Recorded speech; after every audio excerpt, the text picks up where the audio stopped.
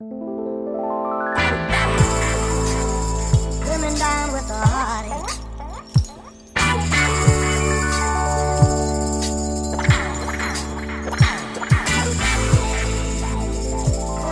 On this episode of Between Two Beers, we talk to Priscilla Duncan. Priscilla was twice named New Zealand Young Player of the Year in 2002 and 2003, and went on to play 20 times for the Football Ferns, including a starting berth at the 2007 World Cup. At the young age of 25, Priscilla walked away from the international game to focus on a burgeoning media career, which saw her work for FIFA and OFC at 3 Men's World Cups, 2 Women's World Cups, the 2012 Olympics, and the 2016 Club World Cup. In this podcast, we talk about what it's like to fall in love with an international teammate that plays the same position as you, why Priscilla chose to walk away from the Ferns so young, how she thrived at university in America's Bible Belt, landing the dream job at FIFA headquarters in Switzerland, and leaving it to start a family in New Zealand. Priscilla is captivating company, sharp, articulate, thoughtful, and with a lifetime of fascinating stories from on and off the field. We're grateful she opened up and shared some personal and at times emotional moments, and hope you find this one as enjoyable as we did. You can listen to this podcast on YouTube, Spotify or Apple Podcasts, and see the show notes on our Between Two Beers Facebook page.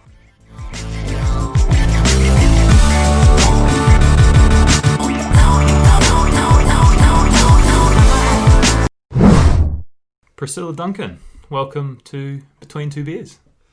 Hi, it's good to be here. Well, actually, thanks for coming to my humble abode. Yes, in Onehunga, where Priscilla lives with her wife Katie, also a former football fern. We'll get into all of that. Shay, how do you know Priscilla? I think I first met Sil in 2007, before the Under-17 Women's World Cup that we hosted here in New Zealand. I knew she was a footballer, and then she came on board in a media role for that tournament, and I was working in a competitions role. And then I'd like to say, but I might be off the mark here, that I helped get her a job at OFC. Wow. It's a bit much, isn't it? Is it? Okay, maybe I didn't. No, go for it. Maybe I did. I don't know. All I remember is, did you start in 2009? Yeah, beginning of that year. Yeah, because I remember messaging you when the Australian Open was on, and you were starting work at OFC the next day. So whenever the Australian Open is on every year, it's a little reminder that I got her the job and started her journey, which ended up, as we'll find out later, in Zurich. But you had left OFC at that stage when Cilla came in. Did she replace you directly? Maybe. I can't remember who. Once I cut ties with OFC, I didn't really look back too closely. Interesting that we've all worked for OFC, though. It's an interesting dynamic. It's a reunion. Yeah. Are you asking me how I know Priscilla? How do you know Priscilla? I know her my roundabout way as a football fan. We were actually in America at the same time. I did 4 years in New Jersey. You did 4 years at Southwest Baptist. Missouri. And I was looking through my, on Facebook, and you've got the Messenger app, and you can go through and see like old conversations. And I recalled, I thought maybe me and Priscilla messaged at one point. Oh yeah. And I went through on the way here, and I saw an old message from 2005, I think it was. Check you out. This is a great memory. And it was me sort of creeping out, messaging you randomly, saying, hi, how's it going? And you're like, do I know you? I was like, well, not really. But what a guy. This is amazing. But we're both footballers from New Zealand and America, and there weren't many Kiwi footballers in America at that point. So she sort of messaged back and was like, I don't really Please normally... don't contact me ever. I don't normally friend randoms, but I guess you're okay if you're a Kiwi or something. And that was it. I want to check my messages now just to, double verify check that that's a correct story. But I guess if you say so. Yep. I can 100%. That's awesome. I'd with that. Be really interested in how many other New Zealand footballers that were in America, particularly female, that you have message histories with from around 2000. It's nice, when you're overseas and you're lonely and you're right. With someone. I shouldn't put a slanderous take on it. Yeah. Anyway. But if I can give my take though on my first impression, because I hadn't met you, but when I started working at OFC, you said that there was almost crossover. I think I would have started just after you were there, and so I just heard of Stephen Holloway, and I mean, I won't name names, but one or two kind of said, you know, he worked here, but, you know, and he did. I guess I just felt like I had kind of a low bar when I started at that job, because this is a bad way to start the conversation, but maybe it was the time of your life, but I heard that you like to play a lot of poker, and... During work hours. That's a bad reflection on me, and also Gordon Glenn Watson, who was my direct boss. So and Priscilla's actually. Well, you know, so I went in under Gordy, and so then I felt like anything I did was going to be all right after this guy, Stephen Holloway. But I obviously have got to know you since then, and you've got a very good work ethic. Good. Yeah. Good start. It's a strong start. Yeah, it's a Joe Edwards it's almost like an attack. Actually, Priscilla was saying that Joe was her favourite episode so far. One of my favourites, yeah. Yeah, I've listened to almost all of them. Okay, good to keep us on our toes. And yeah, I guess I've followed you. I was aware of obviously your work at OFC and then FIFA. I saw you doing big things at FIFA, and yeah, sort of a fan from afar. And nice to reconnect after that. Yeah, maybe you can pick up creepy Facebook message. Pick up that Facebook message 15 years ago. Conversation after tonight. Yeah, right. Well, let's get into it, Shay. Where are we starting? Well, obviously there's been a reasonably large announcement last week that New Zealand and Australia will co-host the FIFA Women's World Cup in 2023.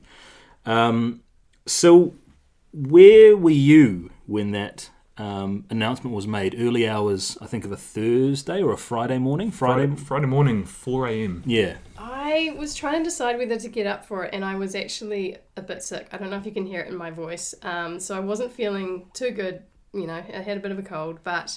So I thought, I'm just going to wake up when I wake up. And also I've got an 11-month-old baby, so you never know when young babies are going to wake up. So I guess I just woke up naturally at 5:30 in the morning, checked my phone straight away.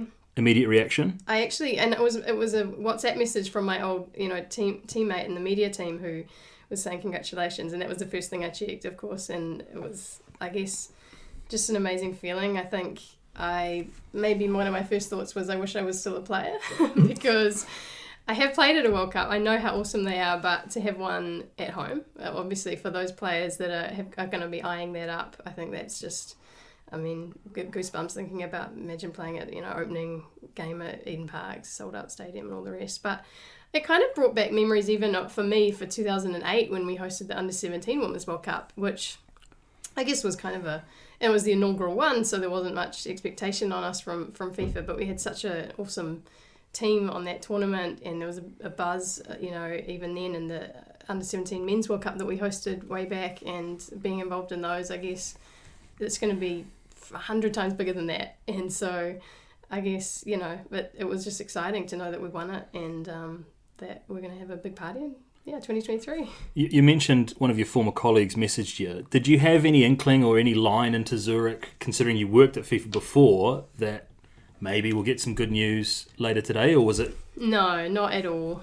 No. And, I haven't actually had anyone ask me that, but maybe you could think that's the case, but sometimes when you leave an organisation, it is quite quick that you get out of touch with what's... Well, Stephen, the day after he left OFC, the door closed and he never looked back. The whispers started about what a terrible employee I was, apparently.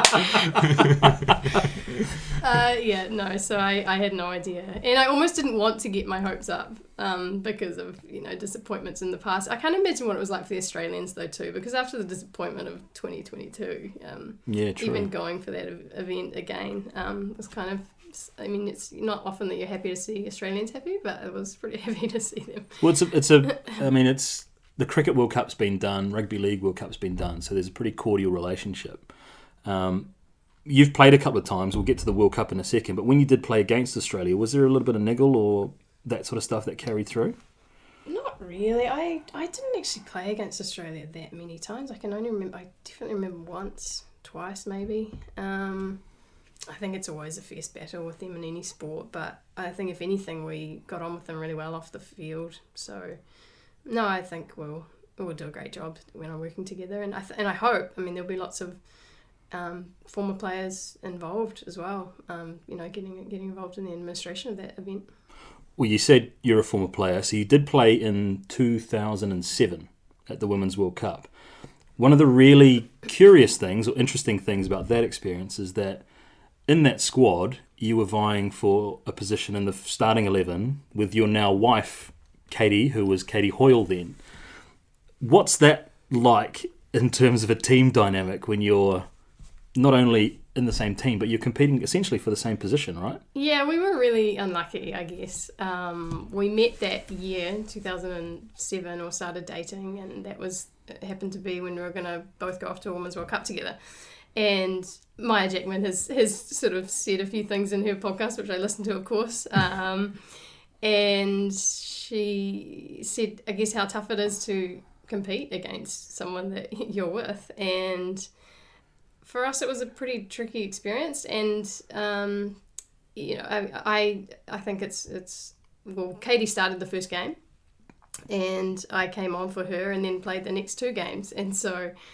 and then obviously she went on to have the career that she did. I just quite liked that I got my chance at the World Cup and I played some good minutes. It was just so unfortunate that we were in the same literally the same position. Yeah, wild. That's amazing. Let's go right back to the start, because Shay's got his notes, as he tends to do. It suggests that you met during a training camp for the All Whites, for the Football Ferns. Is that accurate? Yeah, well, if you're going to get Katie onto this podcast, it's a yeah, this will be interesting. Slightly contentious one, actually. To compare notes. Oh, what's your? My take is that there was a camp right at the end of 2006, and I'd just come back into the country. I'd been playing over in Denmark, and I'd just got back, and it was like not even a camp. I think it was a half day or a really short kind of. Maybe they were part coaching. You know, when those people go through a coaching badge and like they get some players in to kind of help them get their qualifications, and it was just this very short time at Bill McKinley, and I just remember there were all these under-20s players because I hadn't met any of them, the squad that John Herdman had taken, and so I remember Katie from that. She doesn't really remember me from that, which is interesting. So in January of 2007, we had a much longer camp, and that was like a week-long stay at Mount Smart, and that's when we really got to know each other and started dating immediately after, pretty much. So we were wondering, in a training session, so you've met, you've connected, are you like then passing the ball to her more than other players, or is trying to impress her, like give it a bit of quality? My weak foot passing is really good. Like, here, deal with this one. How does that, or not really? Again, it blows my mind because you're literally competing for one of 2 holding midfielding spots, right? Yeah, not really. I just didn't think about it. Maybe I was just in that honeymoon phase anyway. We just were so in love, and it happened really quickly, and I didn't think about that on the pitch. And if anything, so we went to Australia for one of our first trips together, and that was soon after that camp, and we didn't let anyone know at that, because we only really literally just started dating, going out, whatever you call it, and we didn't let anyone on the team actually know because it was so early, and I think we told people on the plane home, like my good friend, a couple of good friends that were on the team, and then from there we were very open about it, and at subsequent tours, there were only a couple of tours in the lead up to the World Cup and then the World Cup itself that we were together and, you know, playing in the same team. We made sure that we were super professional about it, and we almost overcompensated. We didn't really hang out at all. We didn't really see each other in the tours. That's such an interesting dynamic. I had my friends, and I'm almost 5 years older, and I had my friends kind of, and she had her friends in the team, and we kept our distance in a way because we were like, this is not, you know, something that we want to get in the way of anything. And you're slagging her off. You're on the bench like, oi, Herdman, Hoyle's playing shit. Get her off. Well, no, but then, and I guess on the positive side of it, because of that age difference, it ended up that, you know, I finished from the, you know, playing internationally, and she carried on, and we didn't have to have that kind of, it might have been tougher, I suppose, if we were together and we were exactly the same age and we'd both been fighting for years or for the same position. I'm not sure, but that's, you know, who knows. Did that play any factor in the decision to retire? The fact that you guys played in the same position, or? A little bit. It did actually. Not necessarily the position element of it, but I looked at things as I mean, we can go into the detail of this, but in women's football at the time, anyway, I think it obviously is changing and has changed, but there's not a lot of money in it. And I did my thing, like I went overseas, I went for a professional trial in Sweden, which I didn't get, but I played in Denmark, I played in Michigan at the senior top kind of level in pro clubs, if you like, but didn't make money out of that. And I looked at it after the Women's World Cup, having kind of felt like that was a real highlight. And I thought, well, Katie's got this career ahead of her where she's going to be playing probably for 10 years. I could almost envisage that, and I knew that she was the love of my life, and I thought we probably both can't really do that and set up everything that we want to set up as a family in a way. So probably in that aspect, I thought, how are we going to... And I see it now with players that are together and trying to carve out both of their playing careers, but that's quite tough when you've got to try and negotiate playing in a certain club together, or be doing long distance without any end in sight. And we didn't really want to do that. That's quite unique, isn't it, to the women's game too? Not that there are many homosexual male players out there, but if they were playing professionally, they'd obviously both be making a fairly comfortable living. So it sort of goes back to the inequality of pay. But that's, and I think it has improved though. If you look at the other obvious, and a good friend of mine is Kirsty Yallop and Tamika Butt, and they are current players, or Kirsty's just retired, but I think they came through at a better time than I was playing and did make some money where they went, and they were able to go into the same country and play at the same place and make it work for them. It is something for a few people to navigate. When we had Maya on, she was we touched on some fairly interesting topics that I hadn't thought of a lot before. One of them we sort of briefly mentioned. When you're competing with someone for that same position, there's already an interesting dynamic if you're on the bench and they're starting, because you want the team to do well. But there's a little bit of you that if they don't do so well, that means you'll get your opportunity. And so you add in the dynamic of it's the love of your life. What is that mix? Is there still that little bit there, like, well, I love her to bits, she's a great player, but if she has a bit of a stinker, it means I'll get a game. Did that crop up at all in your career? Well, we've talked about 2007, but we haven't talked about 2008. And so that year I'd started working on the Under-17 Women's World Cup that we were hosting. It was kind of my first year working full-time, but Beijing was there as a carrot, and obviously I thought, man, I want to make an Olympics, but there was this side of me where I was trying to balance it for the first time with full-time work. So 2008 was really the toughest point in my career, because I knew I was competing against Katie, but also a couple of other players, and John Herdman was definitely looking to the future, and it was just kind of slipping away for me. And I had the high of 2007, and the low of 2008 was basically knowing I wasn't going to be going to Beijing. And it was interesting hearing Maya's perspective, of finding that out. We were at the same place. We were at the Under-17 Women's World Cup draw. And that was a tough time, because I knew I could see it sort of coming. No matter what I did at training, almost, I felt like John Herdman wasn't going to pick me. And me and Katie were competing, and I felt almost like I couldn't let her see that. And there were times, where I think Maya shared the story, I went home and cried in the shower and then came out and I was like, hey,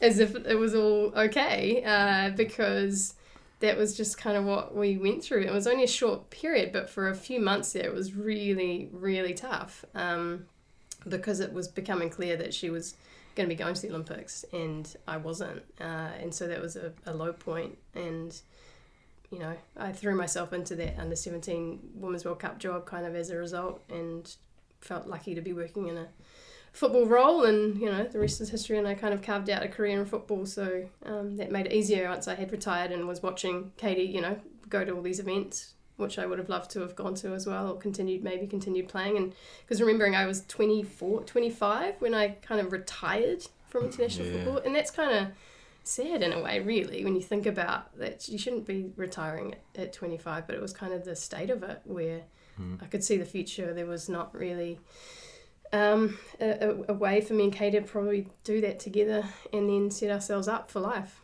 Did it make it harder? Normally, if you have the disappointment of missing out on a major event, you kind of just want to shut it out.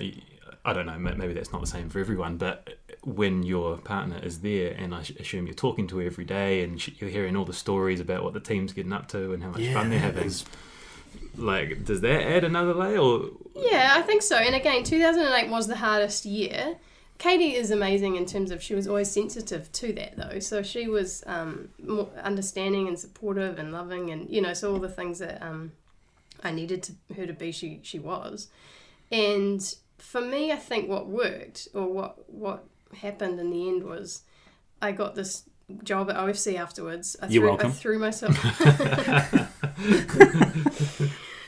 myself into that, and then at the next, you know, there were World Cups that I was going to, and, you know, I went from 2010, but through the next Women's World Cups and Olympics, I was there working at them while she was there, and that was a pretty crazy, you know, experience, because I felt like I was part of that too, and I got a different experience, but one that was really fulfilling and in the same game that we loved. It's just, and I was probably, by that stage, I was probably too old to be playing for the team, but I didn't feel like I was missing out on anything. And if I'd probably gone to some stock standard job that a dead-end job that I didn't like, maybe all of that would have been a bit harder. Does, again, going back to Maya, she said a lot of the issues she dealt with, she felt now was really important for her to talk about them, to give younger players who are going through the same thing a bit of safety and knowledge that, you know, it's okay and it can work out and that sort of thing. Is that similar for you, that you like to get the message out there that, you know, this is very doable? I think so.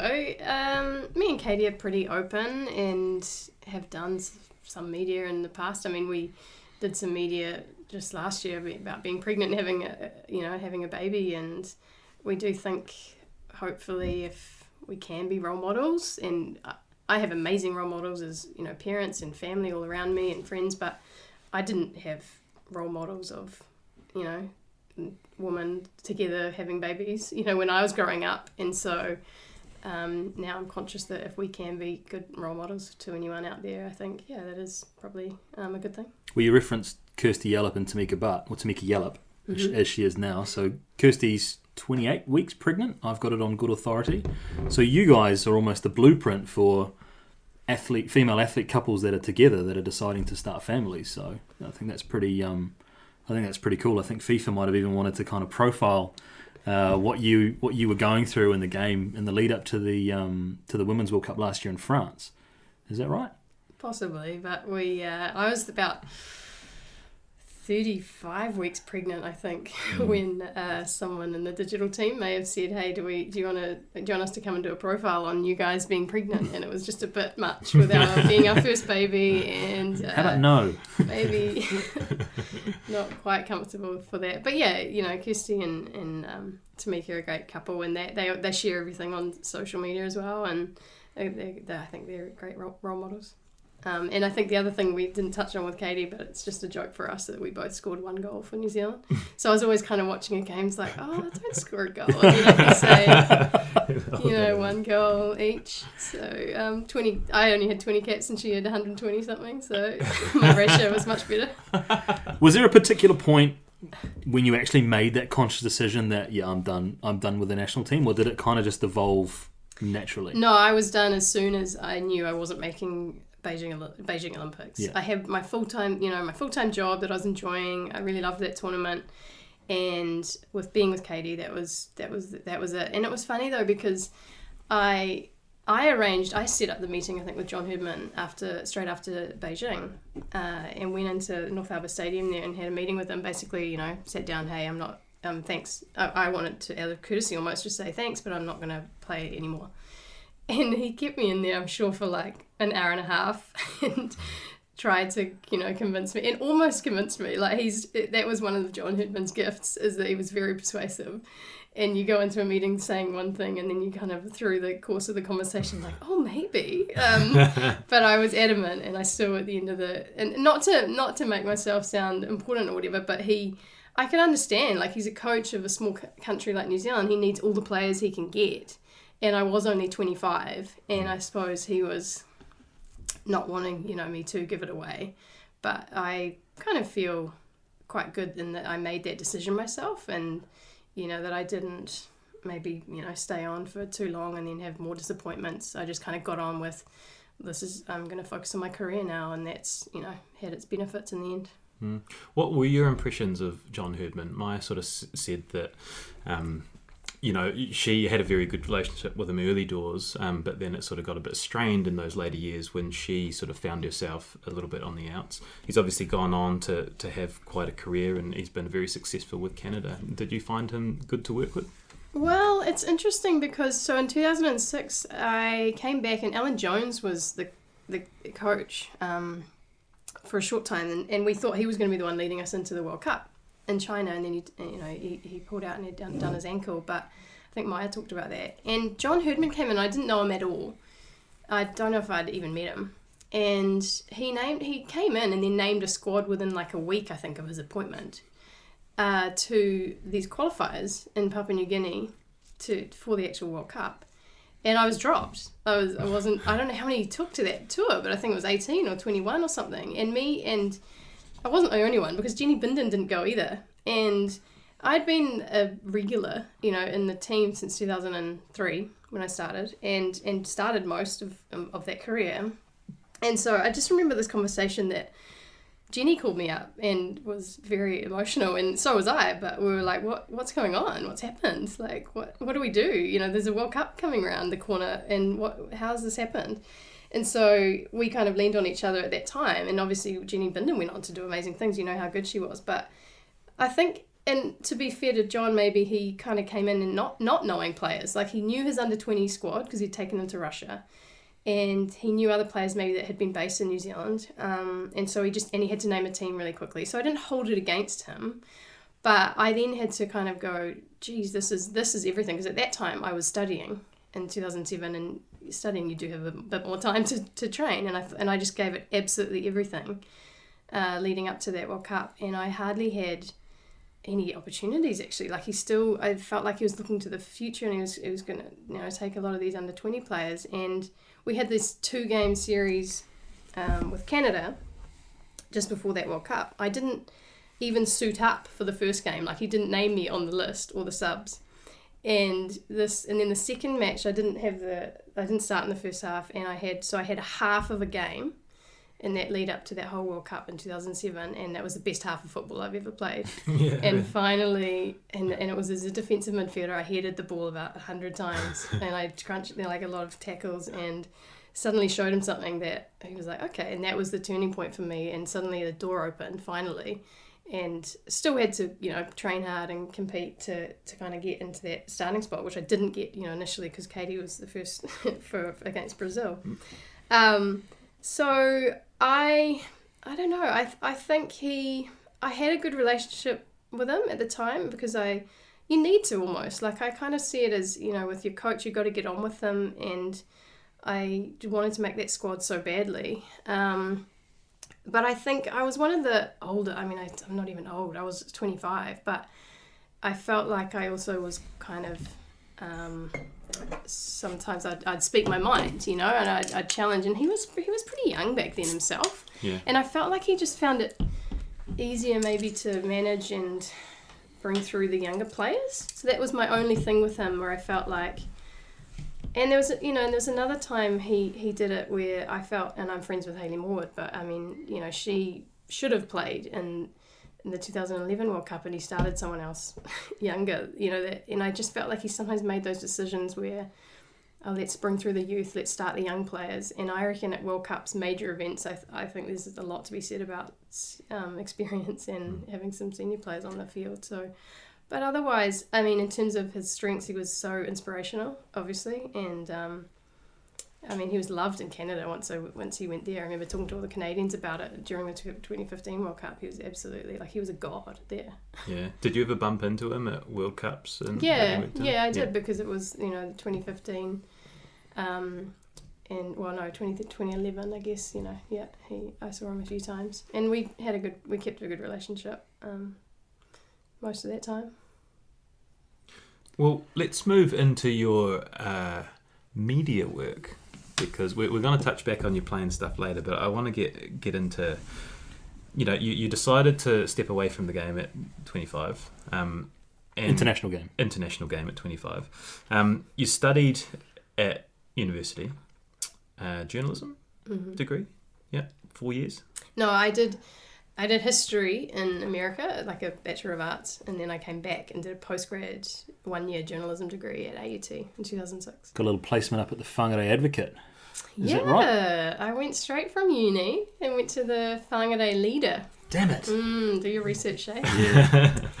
I was almost taking a job in Taranaki Daily News. Yeah, That was another one. I flew down there for an interview and I was offered a job there, and I think there was a Western Leader in Auckland too, but it was kind of like, they said go to the regions and, it was a good thing to do for your journalism degree. So I only worked at the Whangarei Leader for about 3 or 4 months, and I was in Auckland watching an under-17 women's game that I bumped into Michele Cox and on the sideline, and she said, hey, you've got to come and be involved in this under-17 World Cup we're hosting. And from there was a role advertised. So I actually only lasted in journalism, strictly, for 4 months. 4 months? Probably a good move. Yeah. I mean, were you a general reporter in Whangarei? I was general. I was general. So no, I wanted to be general. I thought I didn't want to just be sports. I thought no, I want to be a general news reporter. That was my ambition back then. And how it's changed. So well, if that tournament hadn't come along, I guess yeah. So how important is that tournament in kind of changing the course of your potential career? Really big, actually. No, really big. I guess I came back to study that postgrad journalism degree and always thought I wanted to be a journalist. I didn't really know what PR was, and in that under-17 tournament, it was kind of like more of a media operations, media relations role. I didn't, when you're younger, you don't really know what different professions actually involve, and so that tournament did set me off on a completely different journey.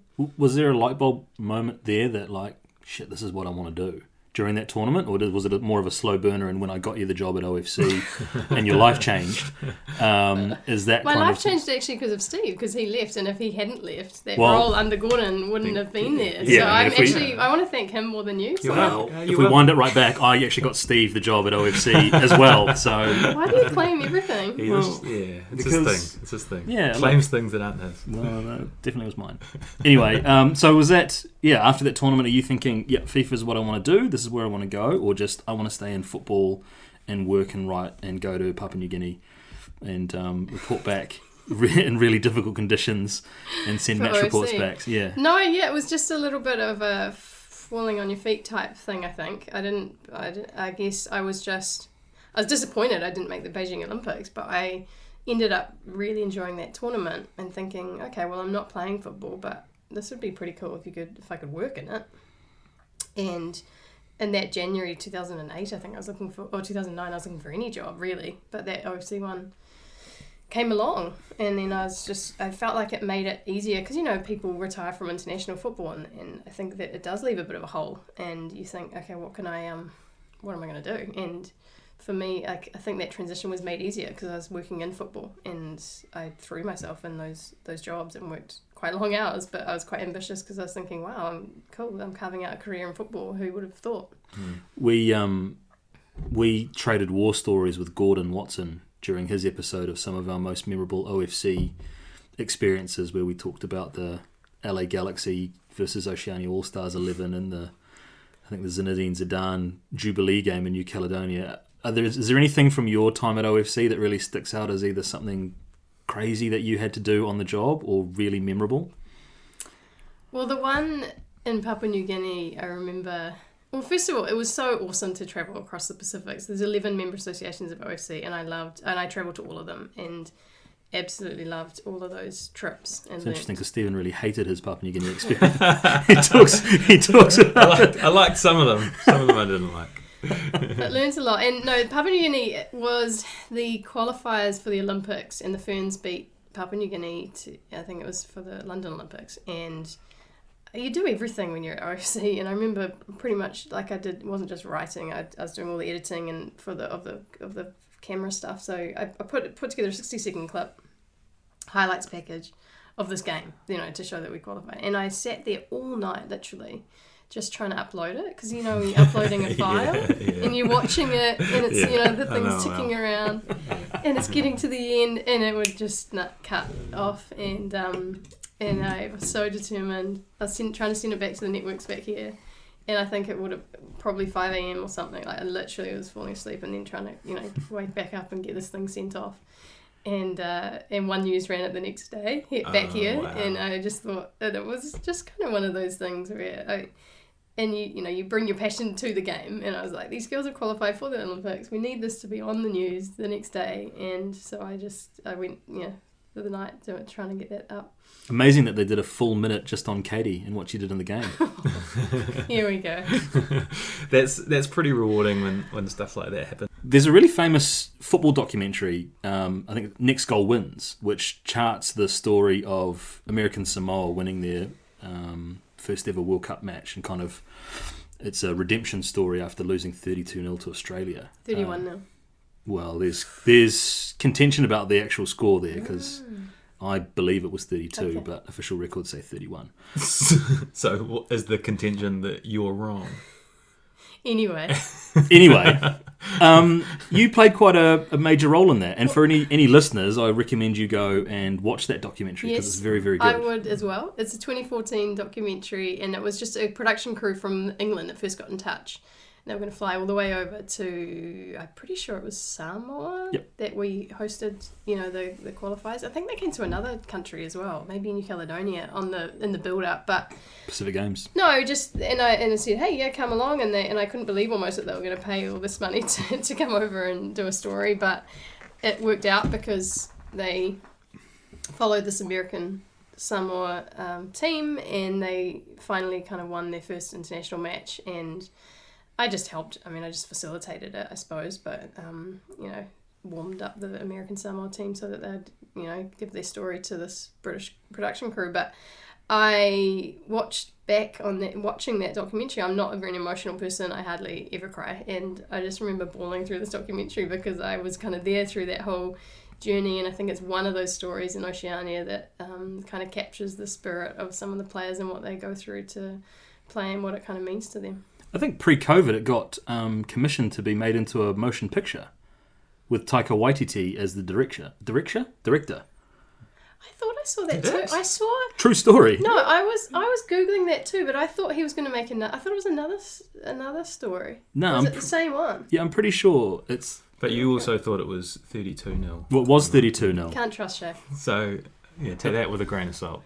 And if it's true, huge. I'm pretty sure it is, because they were wanted to cast athletic Samoan footballers for this movie. Okay. And I got turned down, and I was raging. Well, was this 2019 Shay or 2020 Shay? Yeah, it was 2019 Shay. Okay. As we all know, 2020 Shay's in a much better space. Have another crack at it. You remember that question yet? Yeah, I do. I would say my experience at OFC was a lot of hotel rooms and airports and a lot of work and not a great pay. There was a bit of a sort of French-English divide with Renaud Tamari. I'm not sure if he was still president when you were there. I left after 2 years, a little bit, regardless of what the OFC employees may have told you, a bit burnt out. I just felt like, it wasn't quite the right fit for me. But what was the reason that you left? Was it anything to do with the big travel schedule, or was it just the right time? It was quite similar, to be honest. I was quite burnt out. I think it was 3.5 years that I worked there, and it was just such long hours and a lot of travel. And it worked at the time because Katie had her own thing going on, and I think a couple of those years she might have been playing overseas. We were doing a bit of long distance, so I could throw myself into that role, but I was unfortunately burnt out, because I remember listening to the Gordy episode, I connected with a lot of what he said, because it sort of felt like a service in a way, like that you were working a bit much really, but because you had the passion for the game, you brought that and you worked overtime all the time. But yeah, I had for me, the cool thing was that I was being given these opportunities at FIFA tournaments while I was working at OFC. So I was quite lucky in that sense, because I was working crazy hours and working as hard as I could at OFC, but then I'd get every 1 or couple of years go off to this FIFA tournament that was like amazing, and so I kind of stuck it out, I suppose, for that almost. Yeah, but that was the carrot they always dangled, wasn't it? Like, yeah, you're going to work hard and there's going to be some tough days, but then you're going to go to a World Cup and you're going to get the FIFA per diems and you're going to get blah, blah. I never actually went to one, so you can probably speak to that better than I can, Shay. Well, I can't speak to it anywhere near as much as Priscilla can. I think in an 8-year run, you went to almost every major event that there was from 2010 to 2018. Should I thank you for that too? No, did you get me those jobs? I'm waiting for you to say that. No, that was all off your own back. I mean, you helped me sort of bounce back into that space, and I'll be forever grateful for that. But I also fucked that up. So, thanks for that. Gordy did in South Africa, or in his episode, talk about South Africa. I remember watching the New Zealand-Slovakia game, and if you've been to these tournaments, so Steve, you haven't, so this is an education for you. Sometimes you don't watch what's actually happening on the field, and you look at what's happening in the background. And there was a reverse angle, and sitting on the fourth officials bench was one Priscilla Duncan. Now, New Zealand score in stoppage time. Winston Reid at the back post slides a header in. The whole of New Zealand that's watching goes ballistic. You're in a FIFA suit, but a New Zealander. What's your immediate reaction to that moment? I had to stay quite calm and probably maybe not show emotions, but on that fourth official bench, you had to... The important thing was recording the goals or the yellow cards or the substitutions. And so in that moment, it was kind of, I just need to do my job and record or verify with the fourth official and the TV person that was sitting there beside me to do my job. So did you smile? I don't know, and I can't actually. Just a little fist pump. Just a little fist pump, yeah.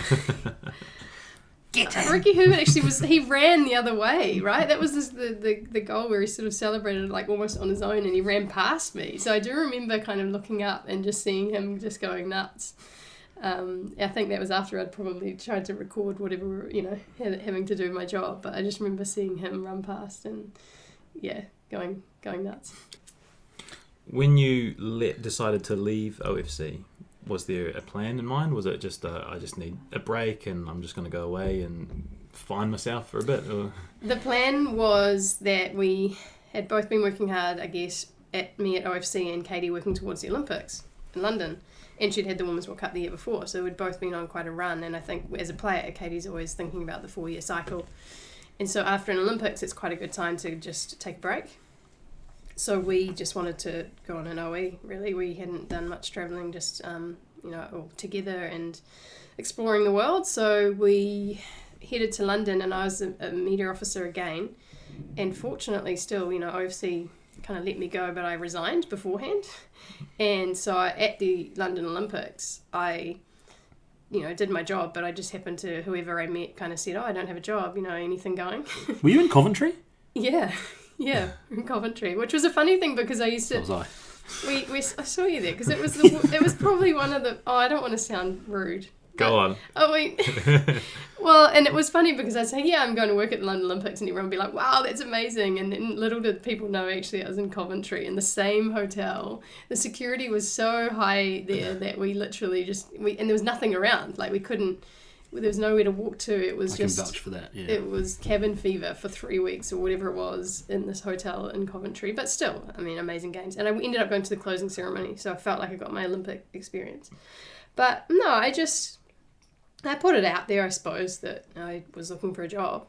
But we'd always thought we're going to go travelling for 5 months. We're going to go from August to December pretty much after that Olympics. And it didn't happen that way, did it? Didn't quite happen. How long did you last on holiday? So we travelled through, went to Turkey. We're going to do 3 months around Europe.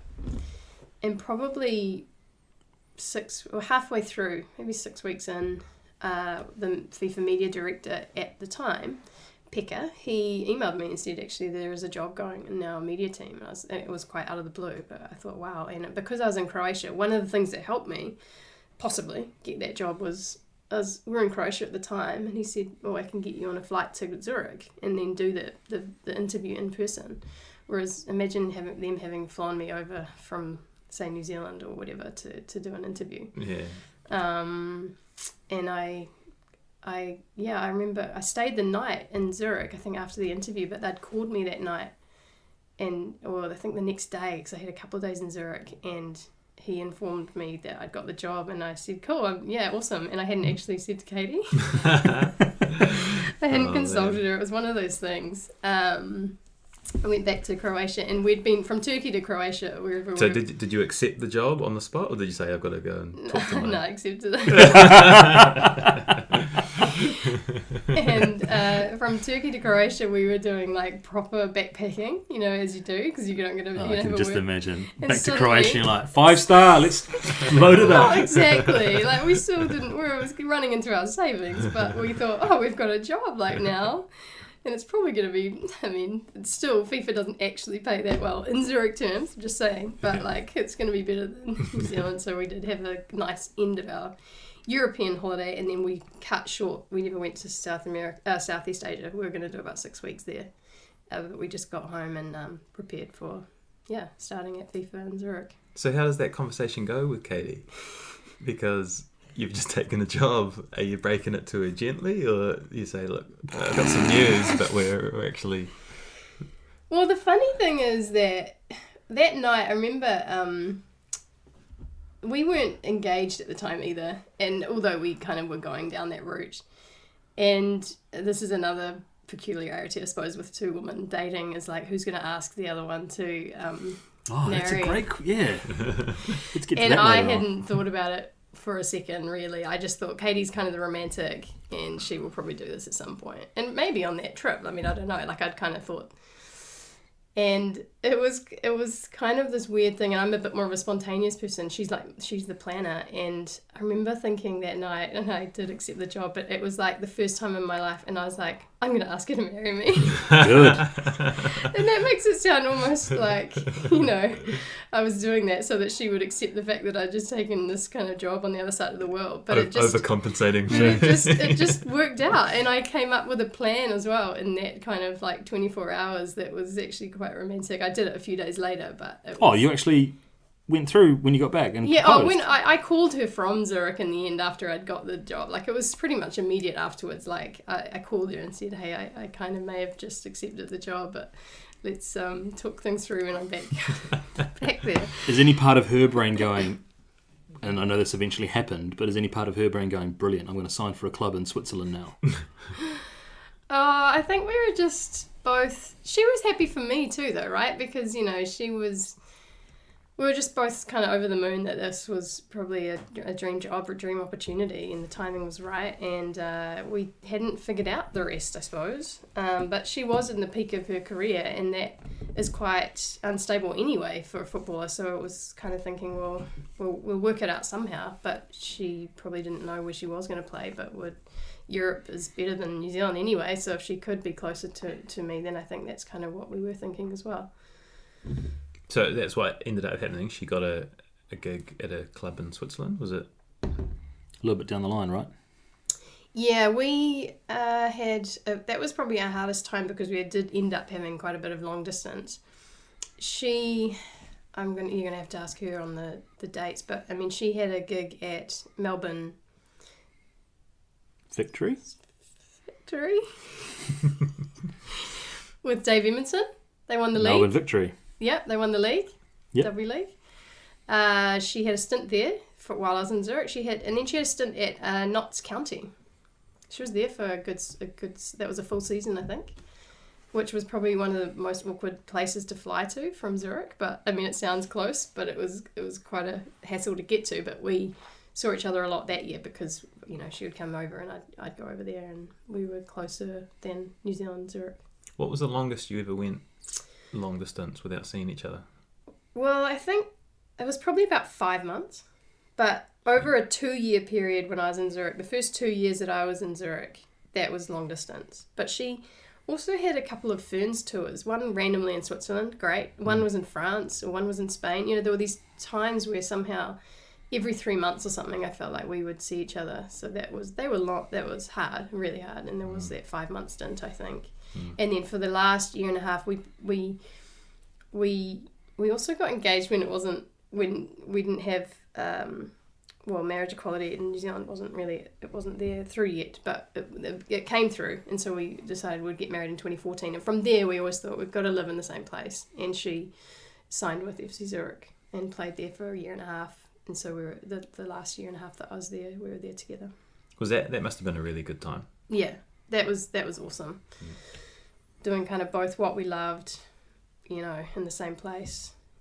That was really nice. So, FIFA's a pretty big deal, and I imagine the media department is a pretty busy place.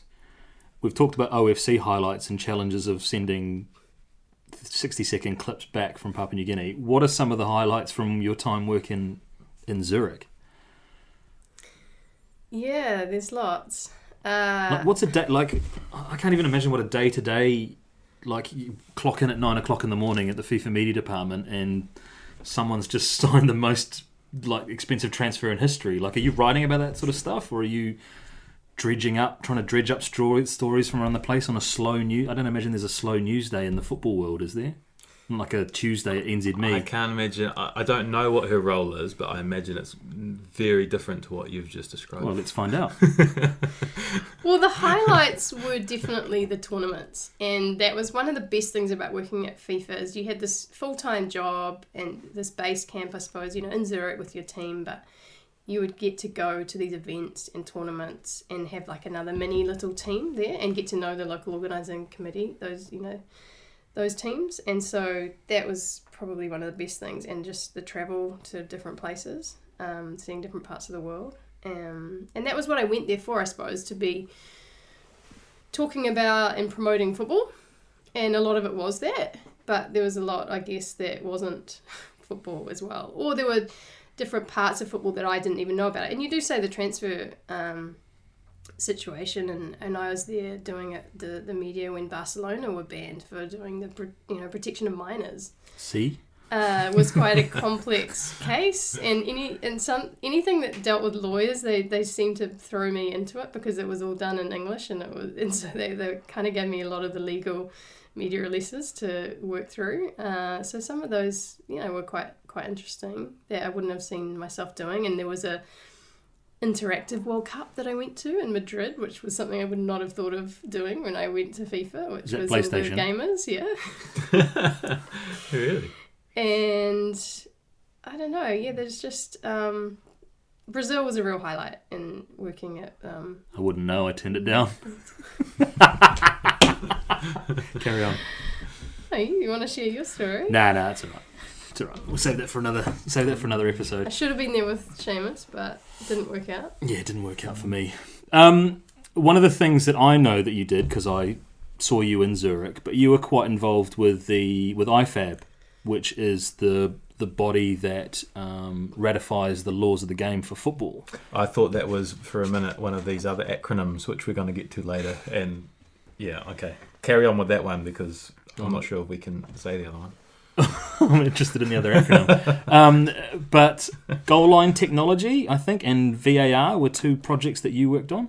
Yeah, so those meetings were really interesting. They were just once a year, the IFAB, the four British countries and FIFA that would decide on the laws of the game every year and have these discussions. It was a day-long meeting, and I'd get to go to all of them, and I felt quite like at the heart of football, where people, they were making quite big decisions on the laws of the game, and I'm quite geeky in that sense, and I loved those discussions and hearing different sides to it. And so goal line technology had just been approved as I came in, but it was something that was just, they were deciding on whether to use it at the Brazil World Cup and in 2015 at the Canada World Cup. And so, we went through the procurement process with different companies, and so and informing the media, I guess, or showing them how it worked, because it was still a bit new back then. And so in Brazil and in Canada, we had these media events, and we would show them, how all the technology worked. And I kind of did all the comms plans for around whether if things had gone wrong, what we were going to do.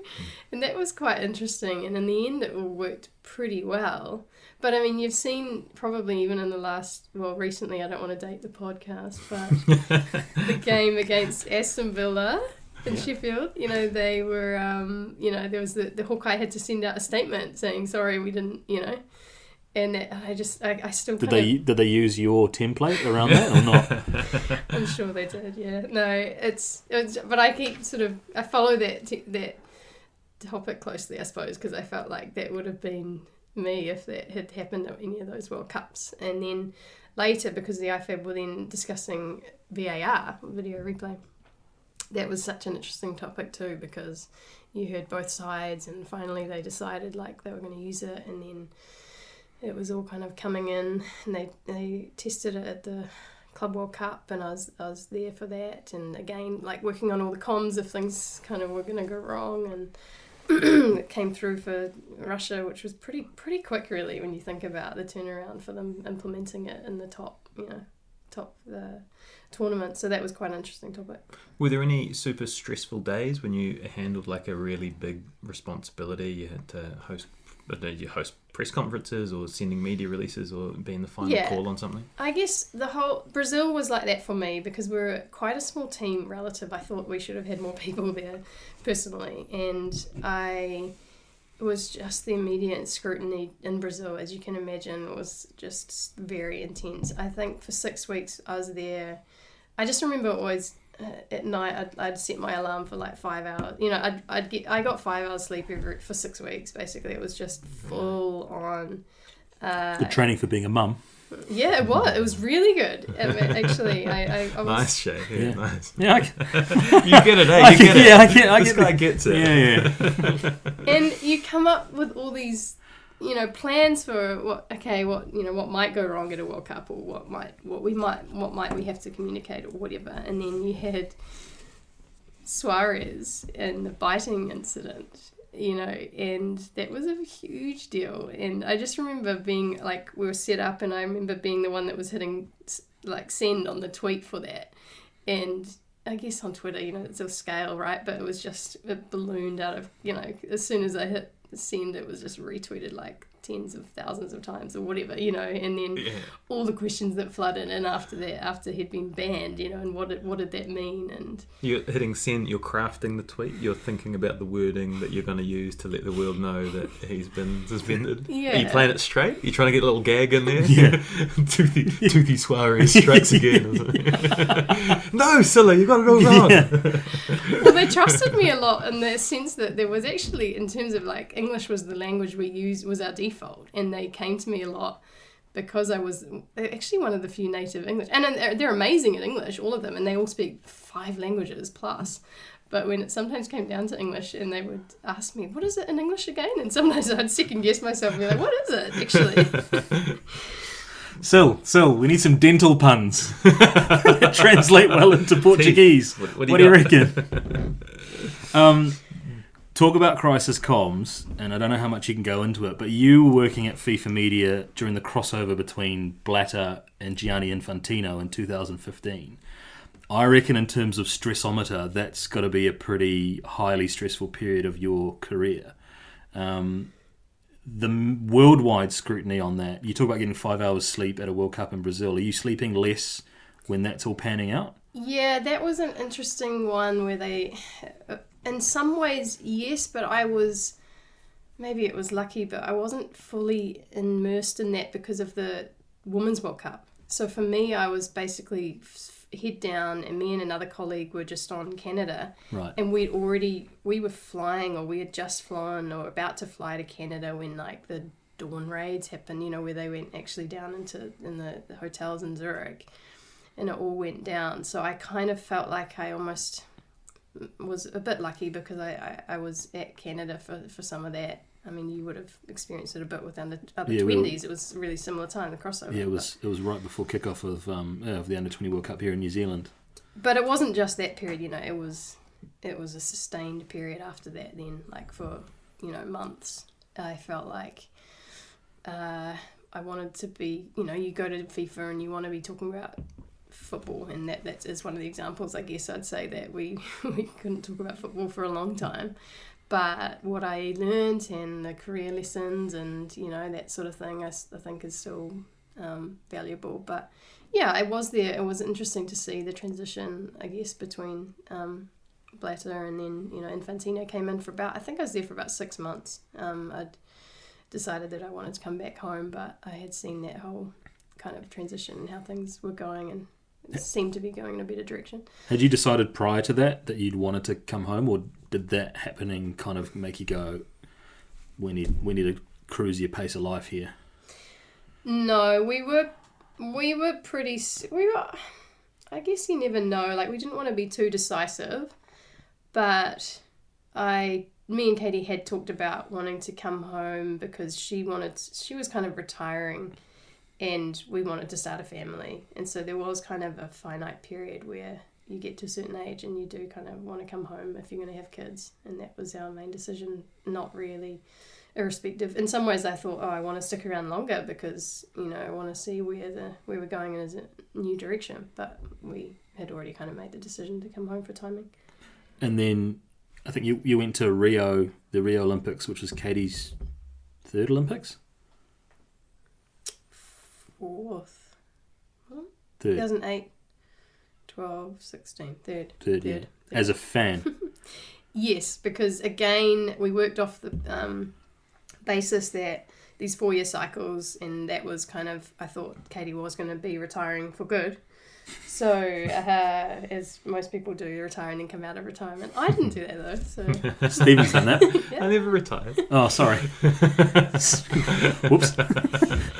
And although it was really cool to be at these other tournaments that Katie had been playing at, there is still some limitations. You're in your FIFA suit, so you can't go crazy and celebrate like you just asked me about Slovakia and New Zealand. So I wanted to go to Rio and just follow her games and experience the tournament as a fan. And we went travelling around South America for 3 months afterwards. Awesome. And without knowing, so I'd quit my job again and just thought, we'll come back and we'll figure it out kind of thing. Coming back and figuring out, you've worked in football your whole life. Well, you played in football and you worked in football.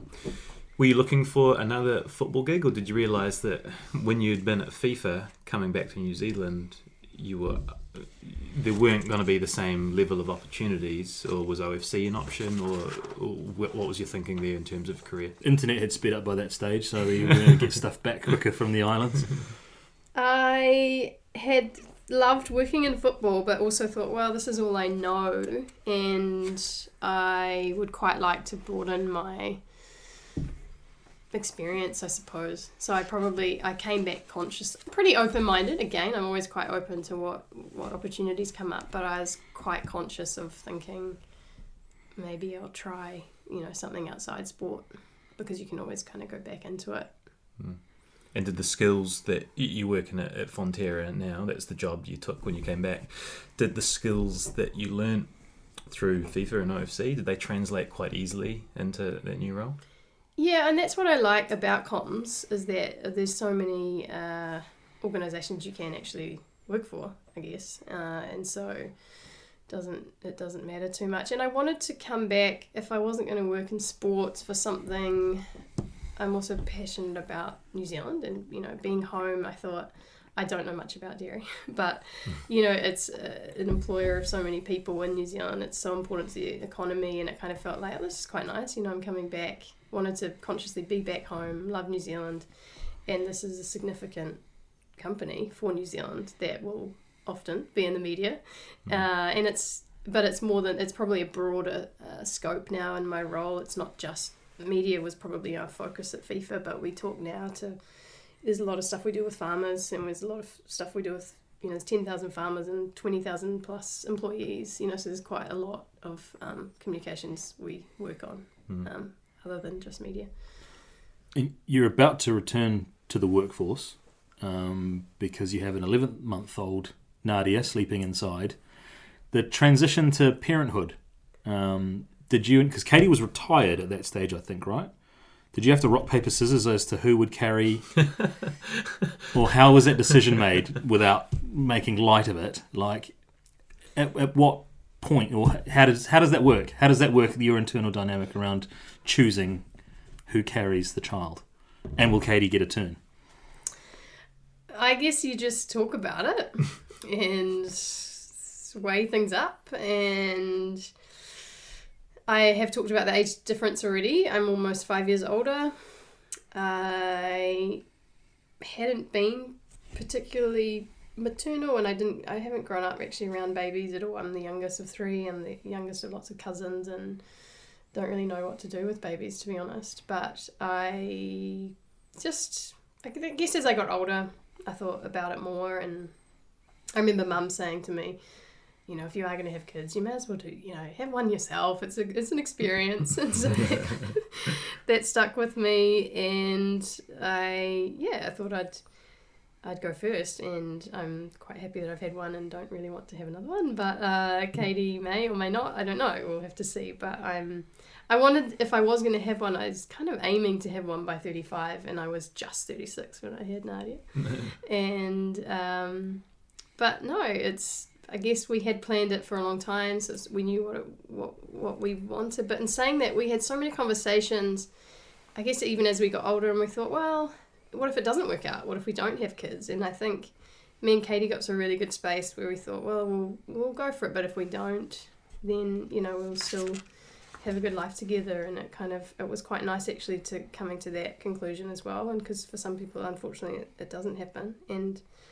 And for us, it did take a little while. It took a bit longer than we thought, but we still had planned it out and with enough time. And I loved being pregnant. I actually enjoyed it more than I thought I would.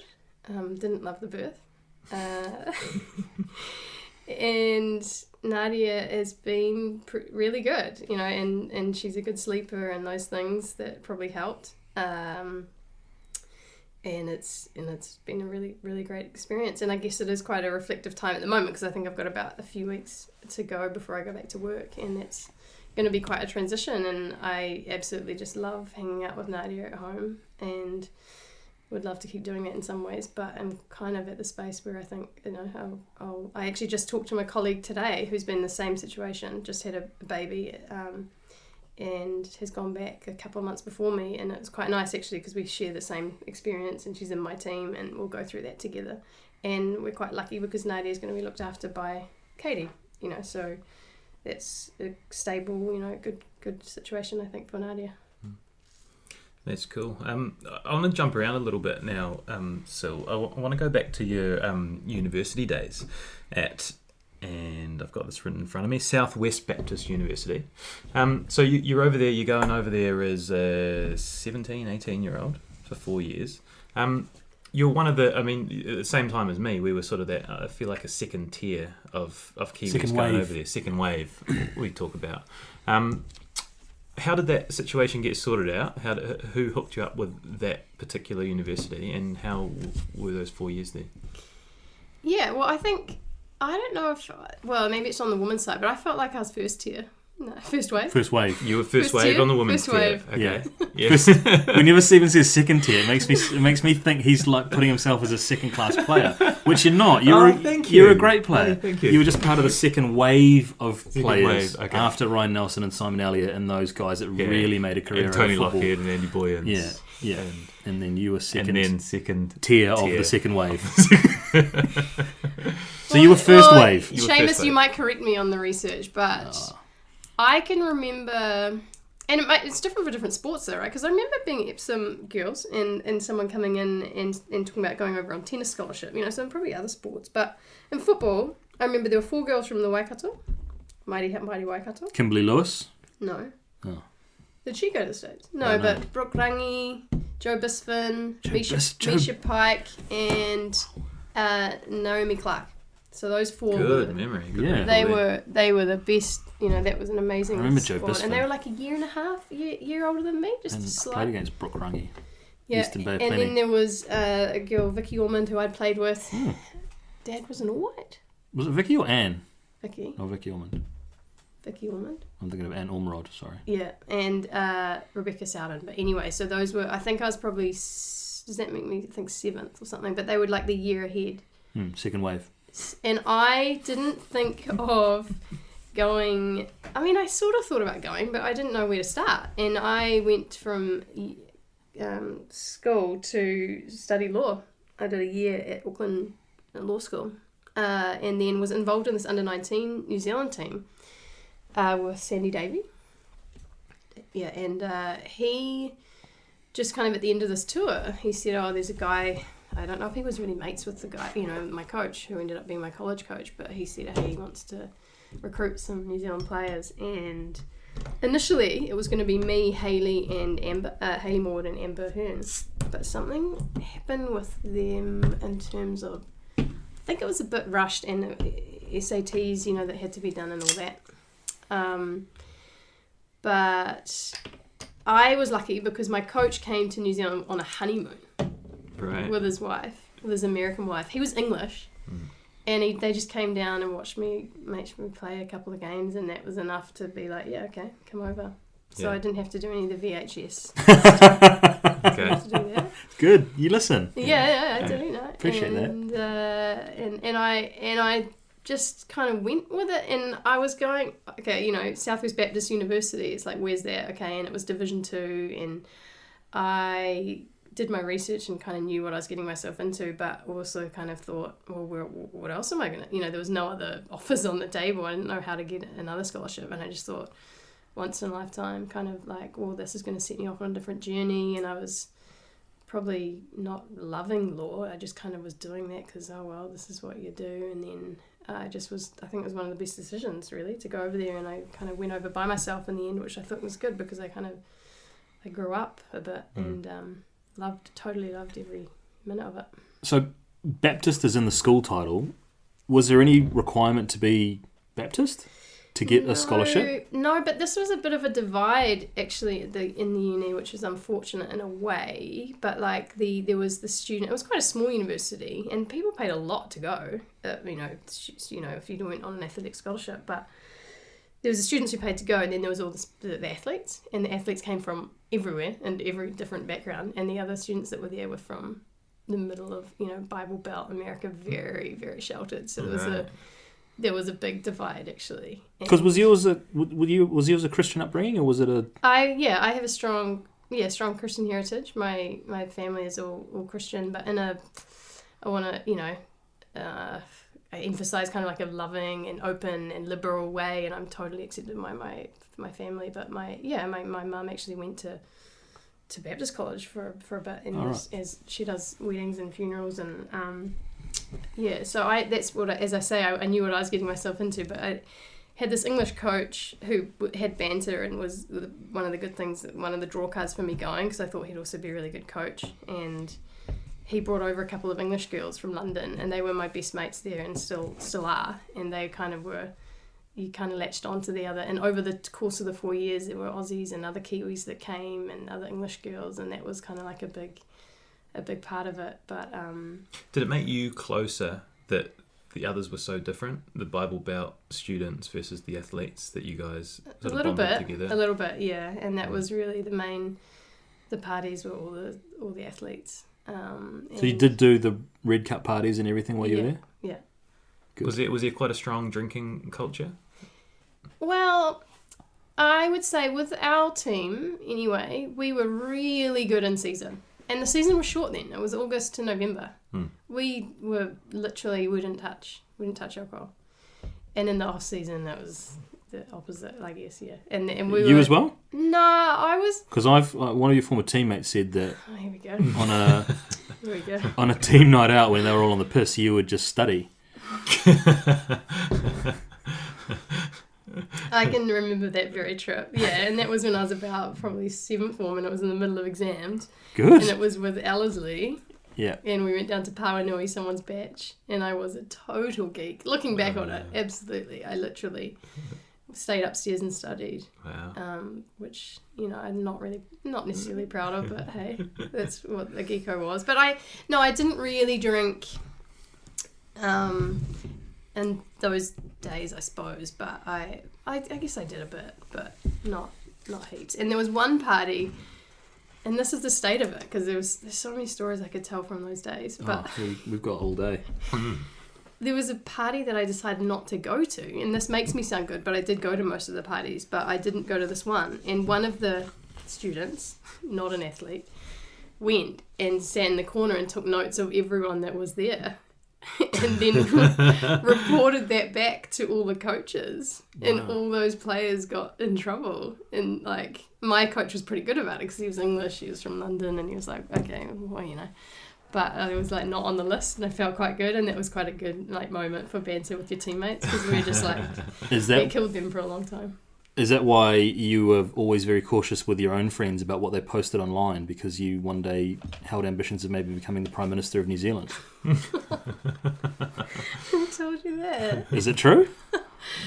No. That's a bit of a gag with the group, but you know, it's... Well, behind every gag there's an element of truth. Sometimes I joke about getting into politics, but no, I just am sometimes cautious with what I publish online. Hopefully this podcast doesn't kill you off. So 2002 at Southwest Baptist Uni, you've spoken about how majority of the school's Bible Belt, and then you've got the athletes. Are there very conservative views on sexuality in that setup? And was that something that you came out of, or were you? How did that situation? They were conservative views across everything. As you can imagine, they were really.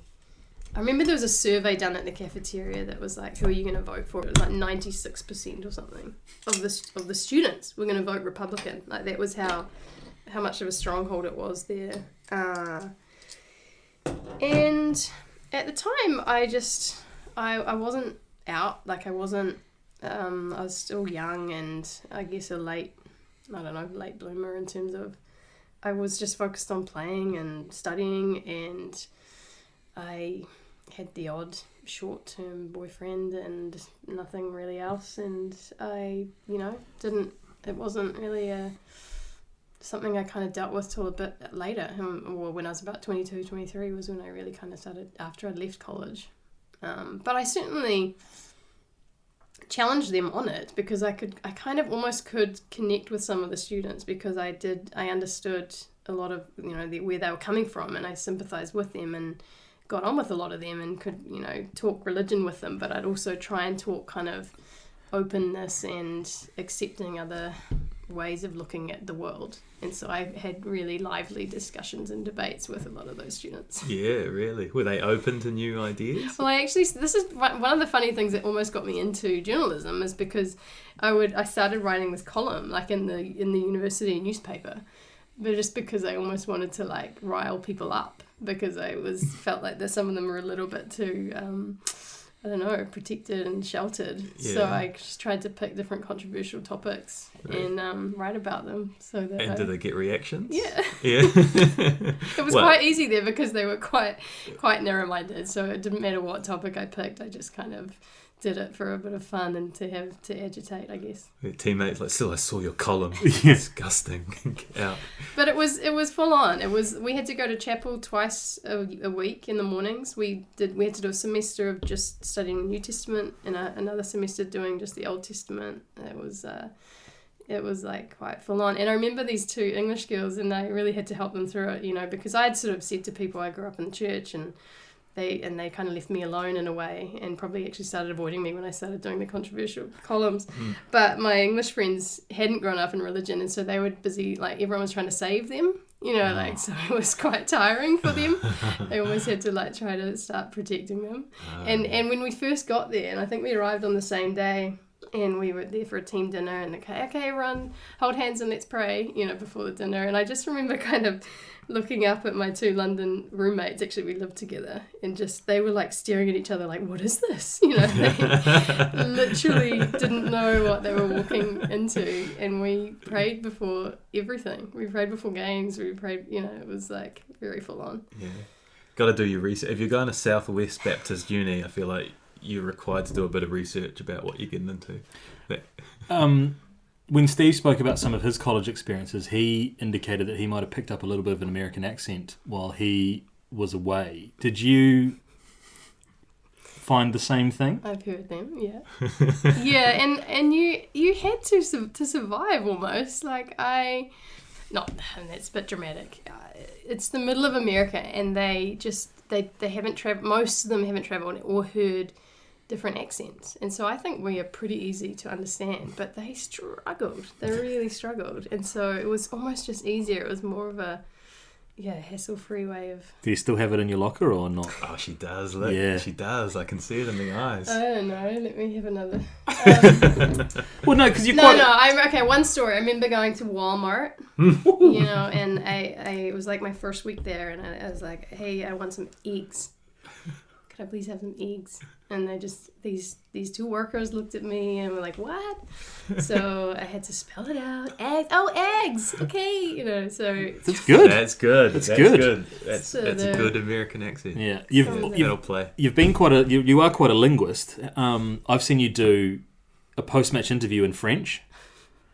Did you pick up any Swiss German while you were? I'm not as good as anyone that can do an interview with a coach in French after a game. I live up to. I have high expectations. My sisters are both fluent in other languages, so I always felt like my comeback was always I speak football. And that was a bit good lame, language. But, It's universal language. It's a good language. That's all you need. Maths and football. Yeah. So my Swiss German was it was tricky. My French is okay. I can understand a lot. And you're on a Te Reo journey as well, right? And I am into Te Reo a lot and speak it probably more now with Nadia and want to teach her as much as I can. So yeah. Ka pai. Just to cap off the university stuff, when you arrived, you were at perhaps the peak of your powers. Were you the best player on the team straight off the bat? It was a Div 2 school, so that's not the top division. Were you the best? Well, in that year, so the English coach, he recruited a squad of freshmen. The whole, I don't know how, but I guess it was rebuilding. So it was kind of nice in the way that we were all there was maybe one or two seniors. And so we all, especially the foreigners, because if you're on the scholarship, you kind of had to start and in a way. So I did start all 4 years. I was, one of the best, but I mean, there were still people better than me. And so I kind of felt like it was always get to start, but always had to fight to stay in that starting position. And he was a pretty tough coach, actually, and occasionally he would just punish you and, sub you and stuff. Which leads me into my next question. I like to ask this of all football guests.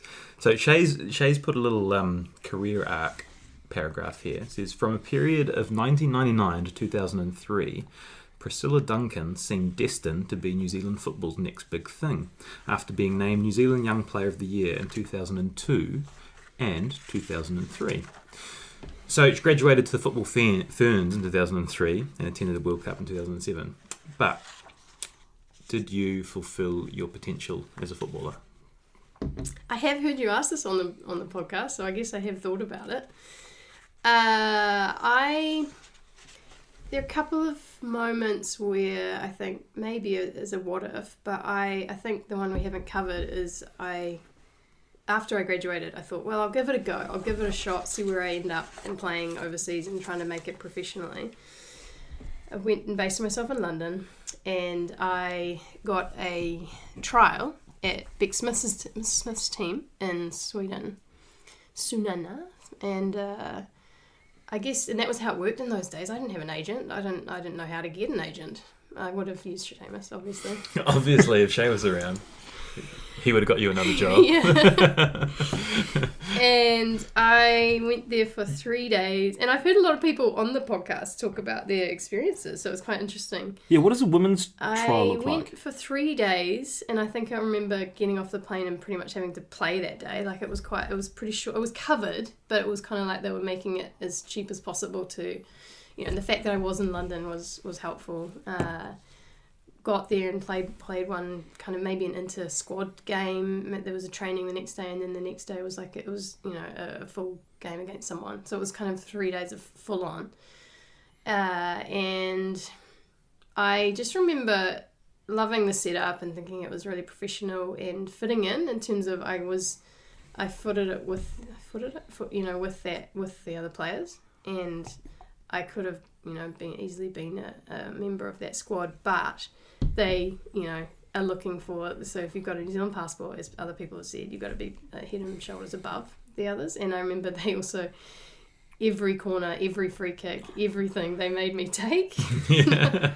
And I was like, I see what you're doing here. That's not really me, but I'll do my best. Yeah. So they wanted kind of like me to be a star or the star, and I was thinking, I probably won't, make this. But I played well, and like I don't have any regrets about that. But it's still hard going back, and getting the call saying, no, we don't, there's no space for you. And I did that once, and I can't imagine having done that a lot, and that would have been like quite a challenge. But that could have set me on a path if I had been picked up by that team, I guess. And I was 23 then, I think, and had the 4 years and probably was at my peak from like college days. Maybe that would have set me on a different path. In the end, that year I made the best of it and played for 3 months in Michigan and 4 months in Denmark or something at kind of like a more like semi-pro, I suppose, level. Mm. What were your strengths as a player? I was my vision, I think, and my passing and setting up other players, and so that's why I didn't particularly like being the free kick taker or the star. But I read the game well, and I think in New Zealand I was more of an attacking player, and in America that my coach really developed me more defensively too. So I suppose I became a better like deep liar during my time in America. But I also headed the ball a ton, and I remember making a decision at about 15 thinking women don't really hit the ball, and I'm not that big, but if I can time it right I could jump. Yeah. And I loved hitting the ball. It was one of my strengths. You wouldn't have gone down well at Declan's LA Academy because they banned that. I don't like hitting the ball now when I play. I try and avoid it, but back then I loved it. It is all in the timing, doesn't it? I remember Jason Chewins is one of the best headers of the ball that I've ever played with, and he's 5'8". It's just his timing is impeccable. You get that. Yeah. Maya Jackman said it was your arms were actually your biggest asset as a player. She always hassles me because when we went to America and I came back 6 months later, she jokes about how I was unrecognisable because I was very muscly. Aled de Melmont syndrome. They did put you on the weights in America. But I don't know if I answered the question though, because that would have, in terms of going professional, that could have set me off on a different journey as a player. But what I did coming back, I think I did the best I could with what I had, and I made it to a World Cup, and I played, I started 2 games of that World Cup, and I guess I suppose I fulfilled my potential in that way with what I had. But I mean, at 25 to retire, I still actually think you're almost at your peak in the subsequent years. So, I mean, who knows? But I don't have any regrets about when I retired. Stephen missed a trick on the semi-pro question, so I'll jump in here. What sort of money are you making at semi-pro? You guys love the money questions. Shay loves asking people how much they earn. Oh, get over it, Shay. It's just money. Yeah, but ballpark. Like, do you have to have a second job? Let's talk money though, because okay, we'll come back to that. But in the domestic game, let's talk about that for a second. Because I never made anything ever, and I played right up until sort of 2012. And it's probably one of my bugbears because Stephen got paid so much at domestic football. Is that what you're trying to say? No, just come out and say it.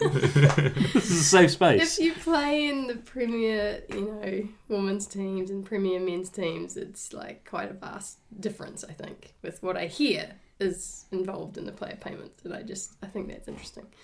But in terms of what? Yeah, so are you saying there's no money in women's Premier football? So I played up in 2012 and hadn't really heard of it, but it was maybe just starting to come in. But I now, have heard some teams do it. Some pay players, some provide them a car, some maybe some win bonuses or petrol vouchers and stuff. Because I think you were both at Glenfield Rovers at the same time, and if you were getting nothing, he was getting shitloads.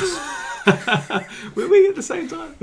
Yeah, 2011. Katie might have. Let's just say you were playing at 2011. Katie might have. At Glenfield? Yeah. Yeah, you were there. We were all there. Yeah, you were there too. I was there, yeah. I wasn't getting anything out of it. Were you not? Nah. I thought everyone But was. I'm not necessarily saying that. Well, you know, in terms of sustainability for the game anyway. But it's one thing if you're bringing in a ton of tickets for, you know, gate sales, or there's huge sponsors on board that are jumping on only because of the men's team. Money over the bar. Then fine, then great. But I also kind of think, well, where does that money come from? And I just wish there's a little bit more. I'm not saying, you know, I just think there should be a bit more transparency. Fees for young kids are going up, and I just wonder, where are those kids' fees? You know, my nieces and nephews that are playing. I think, well, I hope that, you know, not all of their money is just going to. Yeah. Well, I actually agree. It's weird being on sort of both sides of it. You know, I can definitely see why you shouldn't pay players, because why are you paying players to win some trophy that has nothing really attached to it other than a bit of prestige and pride to the club? Couldn't that money be better spent? As a 20-something-year-old, 22, 23, 24-year-old, if someone's offering to pay you money to play and it's a team you want to play for anyway, it's pretty hard to say no to. Yeah.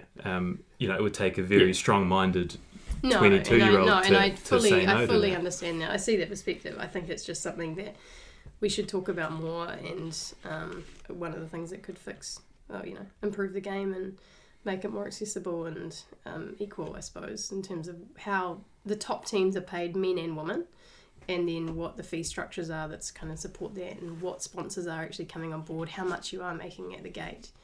I just think that, because once you start it, and I'm not, you know, like everyone does it, because that team, they hear that they pay, so we've got to pay, and then all the clubs kind of... Where does it end, Sil? I know. And you're in a position now on the board of Auckland Football where you can talk about these things around a board table. So talk to us about your roles in football now. Yeah, I am currently on the Women's Committee for New Zealand Football, and was encouraged in the sense that Johanna Wood became chair of that. So she comes to those meetings, and so you kind of have the, you have her ear, and Michele. For those that aren't aware, Johanna Wood is the chair of New Zealand Football and is also on the FIFA Council. Yes. So the top seat in global football. And Michele Cox and other very capable people are on that committee. And there's also the Auckland Football Federation board that I joined, as an appointed member sort of quite recently. And that is currently with a joint venture with Northern Football Federation. So we're calling ourselves Northern Region Football. And that's been quite an interesting process to be part of. Is that governance kind of space something that you're interested in longer term? I think so. And one of the things is I have a job currently that I really enjoy, and but it doesn't have anything to do with football. So I wanted to, when I came back to New Zealand, even though I consciously thought maybe I could expand my career in terms of having a job that's not directly in football, how do I stay involved in the game?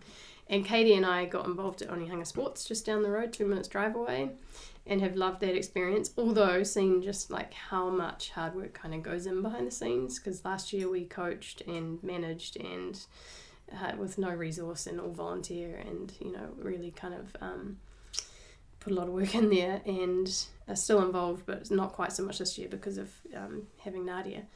But yeah, I think what's nice is having a job not involved in football, but on the side, being able to, and having a flexible employer to be able to get into the governance side of it and see it from a different angle. Katie was your coach at Onehunga for 1 year, is that right? She was player coach, in 2017. We played that year very casual. We were in the conference league and thought we'd just come back to make social kind of connections again and get involved. And we almost accidentally, I shouldn't say that, but we weren't really intending to win, kind of. And I mean, we always play competitively, but we had done enough, made enough mistakes in that season that we shouldn't have won, and then we won. So we got promoted to the Premier League for the first time in that club's history, and then last year we got quite a lot more serious because of that. Is coaching anything in your future? Well, last year I coached the reserves team of Onehunga because we went up to the Premier League with my very good friend Melissa Ray, legend, hopefully friend of the show. Shout out Mel Ray. Yep. She'll be listening to this one. And that was a great experience. And I think and coaching with someone, I don't really like the isolation of coaching in some ways, being kind of on your own. So I definitely want to do it with someone, but it's not.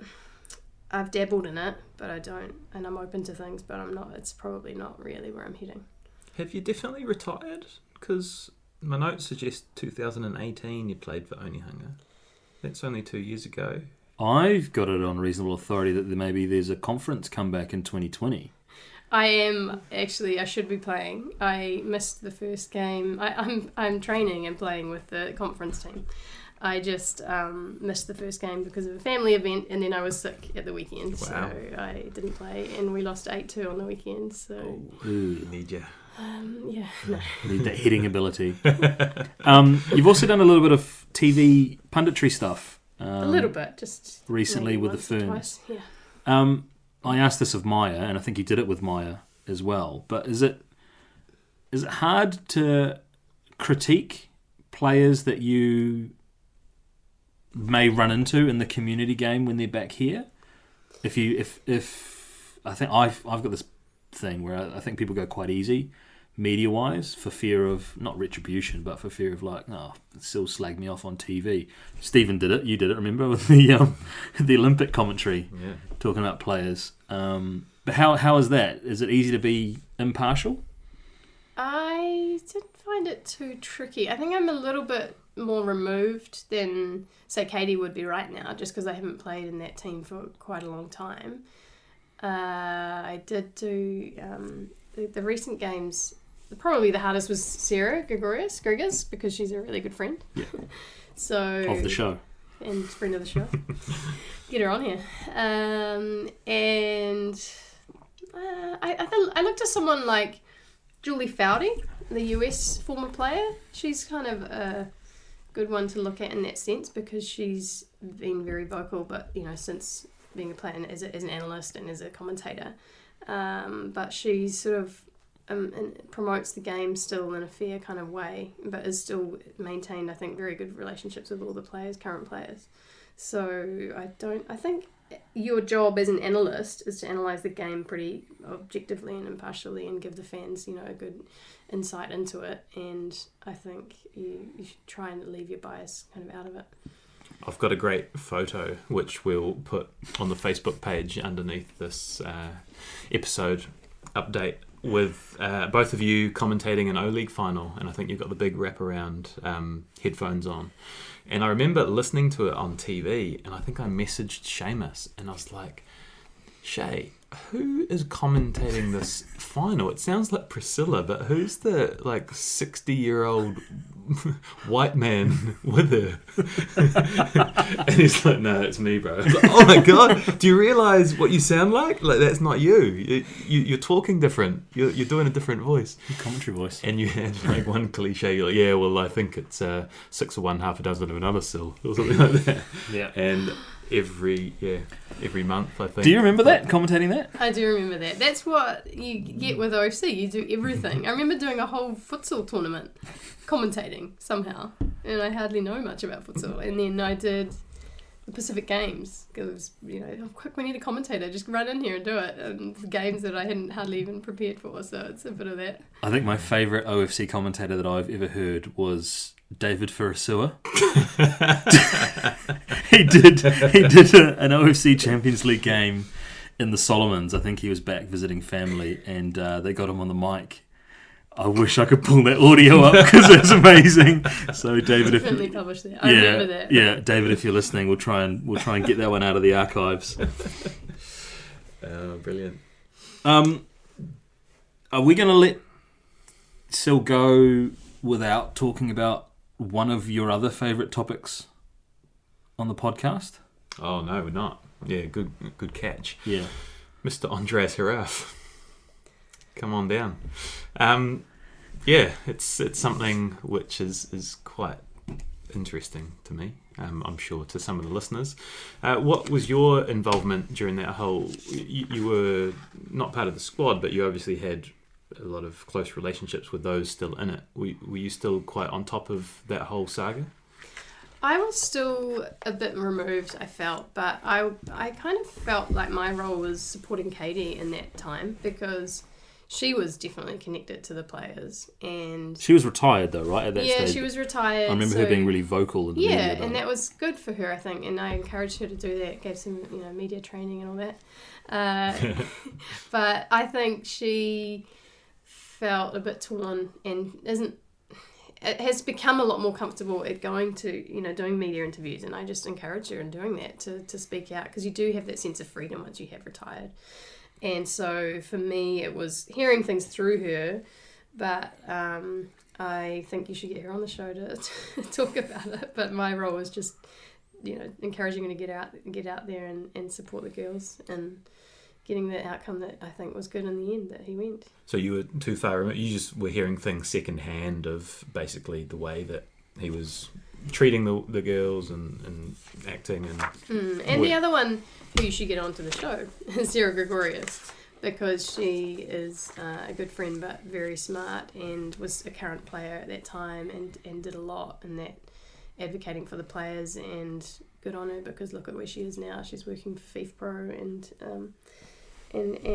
did a lot, I think, in that time, in a very tricky space as a current player, but while supporting the players. Okay. Perhaps someone else's story to tell. No,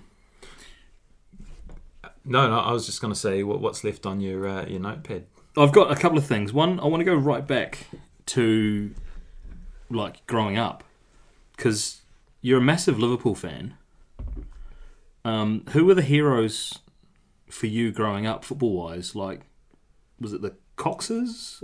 Where does that... So Hannah Wilkinson, when New Zealand got the co-hosting rights, talked about growing up and seeing only men on TV in terms of football. So from your perspective, where did that love for Liverpool, and who were your role models growing up from a football perspective?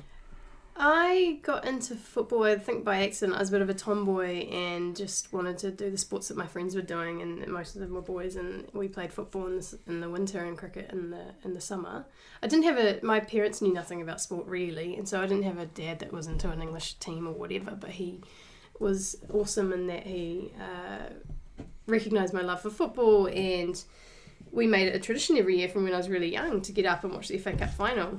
And it was quite a treat because it was 1am or 3am or whatever it was, and in those days Liverpool were good, and that just kind of became my team, and I loved Michael Owen when he signed, and Steven Gerrard, I guess, became the player that I kind of wanted to model myself off, with the limited access, I suppose, that we got to watching games in a way. Like, I'm a massive fan, but I'm not a history buff on all of the Liverpool teams and games because of kind of what we had access to at the time. But I guess, yeah, when you say the Coxes, it brings back memories, because I remember being a young player, I think under 9s or under 10s, and my dad was coaching, I think, at the time, and he didn't put me forward for a rep team, like it was a boys rep kind of squad, and he didn't put me forward because he was worried that I'd be, he would be seen to be biased.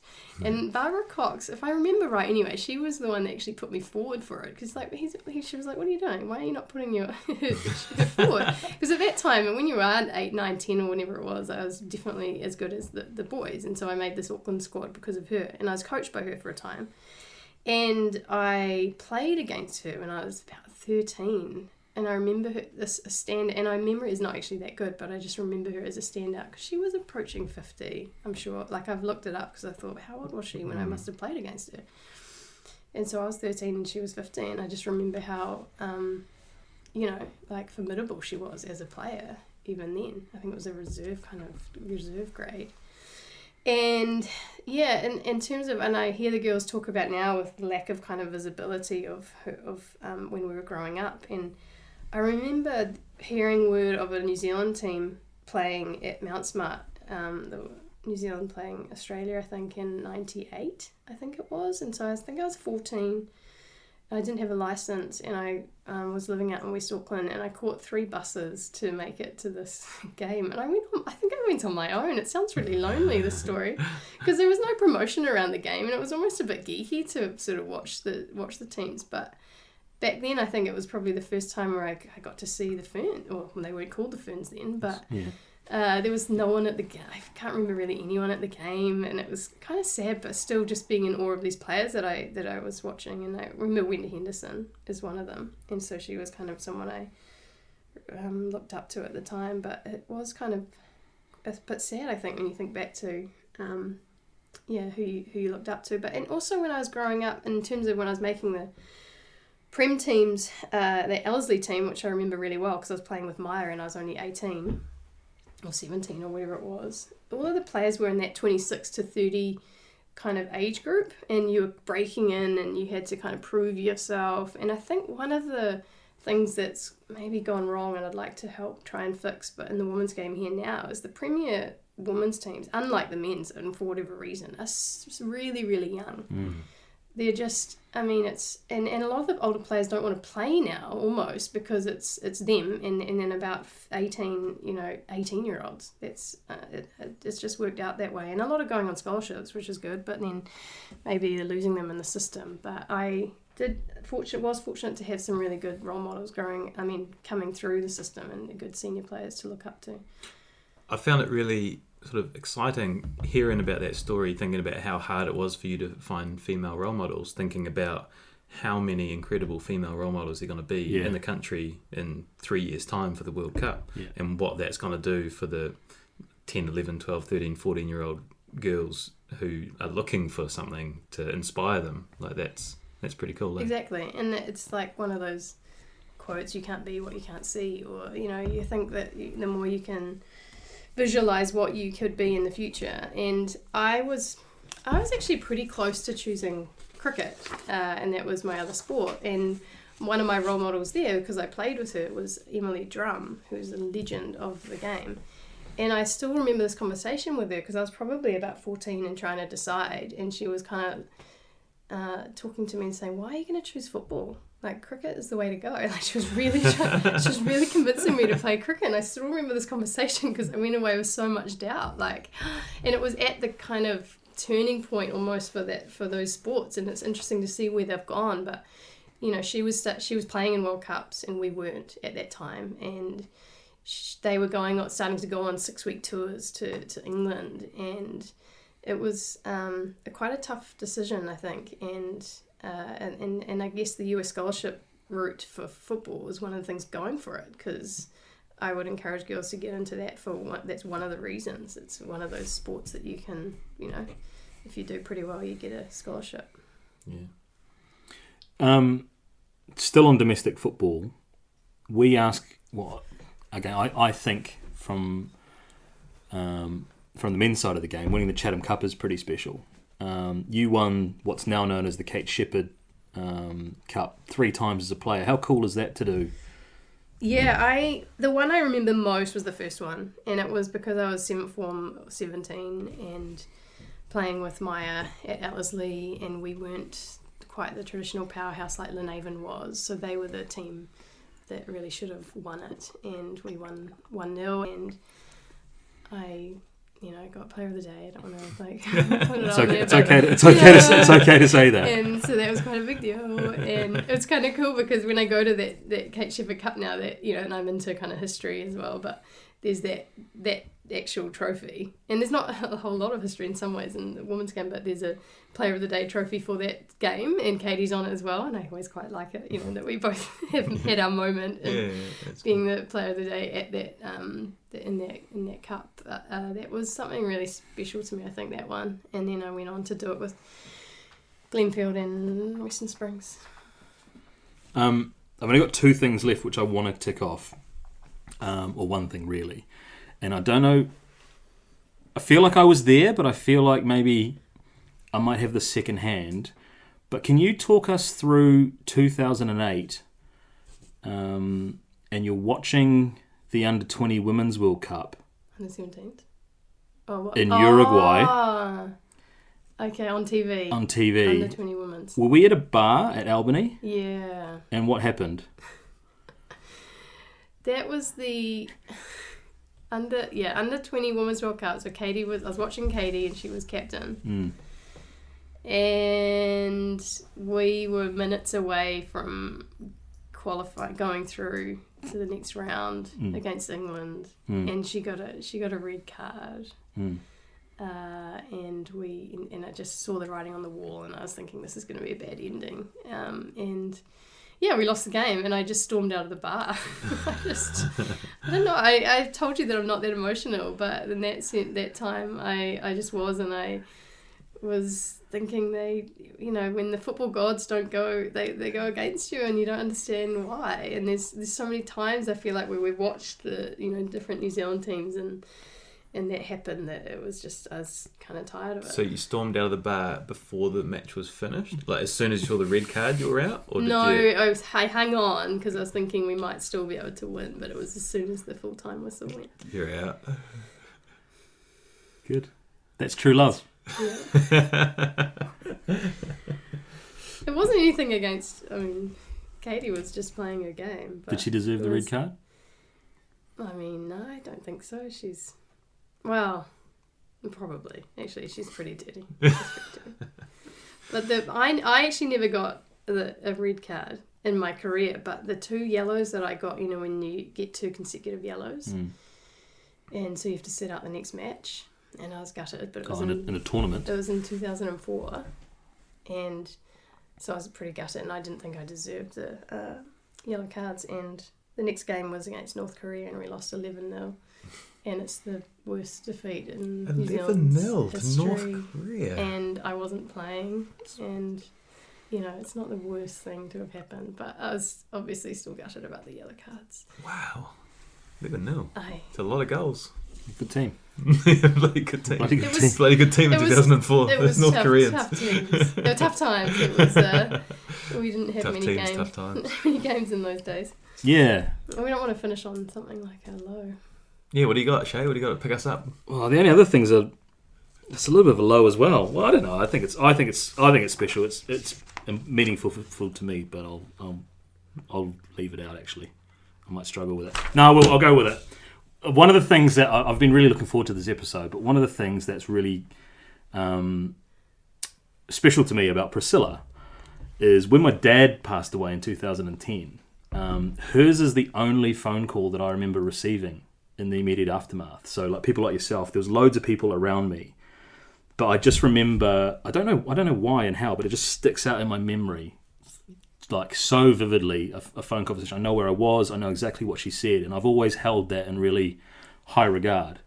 And it's something which is just really special. So I'm just been really happy to have Sil on. I've been wanting Sil to be on for a long time, and I think it's just been a really cool conversation. And with the World Cup on the horizon soon, really timely for us.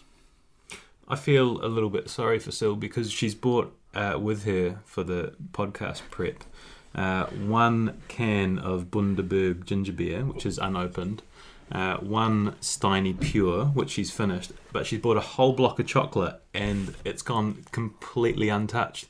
We've made her talk for 2 hours and she hasn't had a chance to eat 1 block of chocolate. She also wanted to get out of here in an hour, so no, I'll go and eat it now. But no, thank you for the pod, and thanks Shane for those words as well. And I think in terms of colleagues, you don't always get to choose who you work with, but for me, Shay's right up there as one of my favourite ever work colleagues. I'm genuinely saying that, and it's been good to be on the show. And I encourage you guys. I love what you've been doing, and I encourage you to get more female players and ex-players onto the pod, and I think it kind of is creating a bit of a sense of community, and I'm listening to the guys that I followed in their careers, but I think there's a ton of really cool stories out there. Even like you say, we can connect on our scholarship stuff in the US or in all of the semi-pro, not so pro trials and tribulations